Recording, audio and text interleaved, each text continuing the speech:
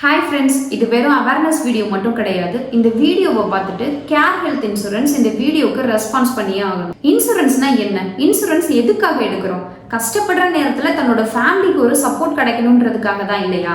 ஆனால் அந்த ஃபேமிலி ஒரு ஒஸ்டான சுச்சுவேஷனில் இருக்கும்போது கூட அந்த இன்சூரன்ஸ்ல இருந்து சப்போர்ட் கிடைக்கலன்னா அந்த இன்சூரன்ஸ் எதுக்காக நம்ம எடுக்கணும்?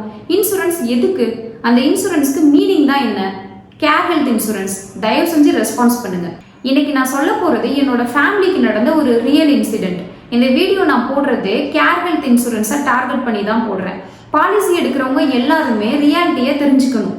ஆக்சுவலாக எங்கள் மாமாவுக்கு கேர் ஹெல்த் இன்சூரன்ஸில் பாலிசி எடுத்தோம். பாலிசி எடுக்கும் போதே டிரான்ஸ்பரன்சியாக இருக்க எல்லா டீட்டெயில்ஸையுமே சொல்லிட்டோம்.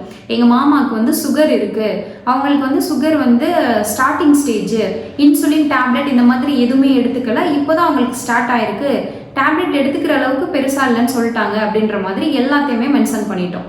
அவங்க என்ன பண்ணாங்கன்னா ப்ரீ எக்ஸிஸ்டிங் டிசீஸில் அதை வந்து மென்ஷன் பண்ணியிருந்தாங்க. ப்ரீ எக்ஸிஸ்டிங் டிசீஸ்க்கு எல்லா பாலிசிலையுமே 3 years வெயிட்டிங் பீரியட் இருக்கு IRDAI ரூல் படி. ஏப்ரல் 17 நைட்டு மாமாக்கு நெஞ்சு வலின்னு சொல்லி ஹாஸ்பிட்டல் கூட்டிட்டு போறாங்க.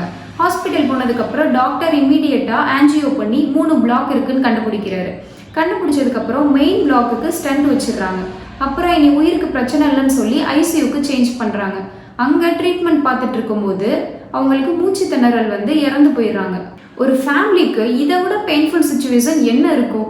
ஒரு உயிரே போயிருச்சு. இதில் hospital bills, emotional stress, family pain, இந்த மாதிரி பல பிரச்சனைகள். இதில் இன்சூரன்ஸ் ஹெல்ப் பண்ணணுமா இல்லையா? எதுக்காக நம்ம இன்சூரன்ஸ் போடுறோம்? இந்த டைமில் கூட இன்சூரன்ஸ் சப்போர்ட் பண்ணலன்னா நம்ம எதுக்கு போடணும்? கேர் ஹெல்த் இன்சூரன்ஸ்க்கு கிளைம் சப்மிட் பண்ணால் கிளைம் ரிஜெக்ட்னு மெயில் வருது. எதனாலன்னு பார்த்தோம்னா ரீசன் என்ன தெரியுமா சொல்கிறாங்க? ப்ரீ எக்ஸிஸ்டிங் டிசீஸில் சுகர் இருக்குது, ப்ரீ எக்ஸிஸ்டிங் டிசீஸில் சுகர் இருக்குன்னு இதை தான் சொல்லிகிட்டே இருக்காங்க எத்தனை தடவை கேட்டாலும். இதை போய் நாங்கள் டாக்டர்கிட்ட கேட்டால் சுகர்னால தான் அந்த பேஷண்ட் இறந்து போனாங்கன்னு நாங்கள் எங்கேயுமே மென்ஷன் பண்ணலையே, டெத் சம்மரியில் கூட நாங்கள் அந்த மாதிரி கொடுக்கலையே, அப்புறம் அவங்க ரிஜெக்ட் பண்ணுறாங்க, நீங்கள் இன்சூரன்ஸ் கம்பெனியை தான் கேட்கணும் அப்படின்னு சொல்லிடுறாங்க. நாங்கள் என்ன தான் பண்ணுறது?